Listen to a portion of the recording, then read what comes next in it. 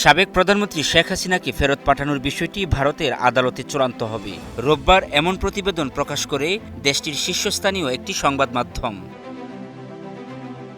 সোমবার এই প্রসঙ্গে এক ব্রিফিংয়ে আন্তর্জাতিক অপরাধ ট্রাইব্যুনালের চিফ প্রসিকিউটর বলেন, শেখ হাসিনা ভারতে কোন স্ট্যাটাসে আছেন এ বিষয়ে তারা কিছু জানেন না। বাংলাদেশ সরকারের পক্ষ থেকে তাকে ফেরত আনতে সব ধরনের আইনি পদক্ষেপ নেওয়া হয়েছে বলেও জানান তিনি। শেখ হাসিনা কী স্ট্যাটাসে ওখানে আছেন এটি কিন্তু আমরা ক্লিয়ার এখন পর্যন্ত জানি না।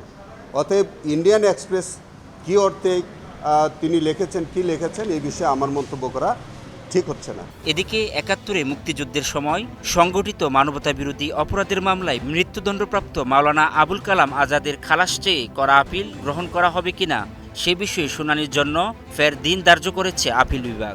এই আপিলটি রক্ষণীয় কিনা, এই আপিলটা মেনটেনেবল কিনা এই বিষয়ে শুনানির জন্য আগামী ৩১ আগস্ট ২০২৬ তারিখে শুনানির দিন ধার্য করেছেন।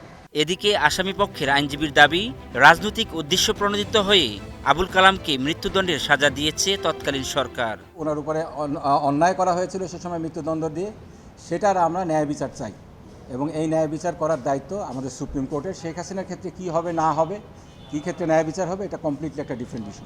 এছাড়া মানবতাবিরোধী অপরাধে উবাইদুল কাদের সহ ৭ আসামির মামলা সন্দেহাতীতভাবে প্রসিকিউশন প্রমাণ করেছে জানিয়ে তাদের সর্বোচ্চ শাস্তির প্রত্যাশা করেন চিফ প্রসিকিউটর। অন্যদিকে জুলাই গণঅভ্যুত্থানের সময় বিভিন্ন গণমাধ্যমে উস্কানিমূলক বক্তব্য দেয়া সাংবাদিক শ্যামল দত্ত, মুজাম্মেল বাবু, ফারজানা রূপাকে আগামী ২৪শে আগস্ট ট্রাইব্যুনালে হাজির করার নির্দেশ দিয়েছে আদালত। আলাউদ্দিন আল আজাদ, গ্লোবাল টেলিভিশন, ঢাকা।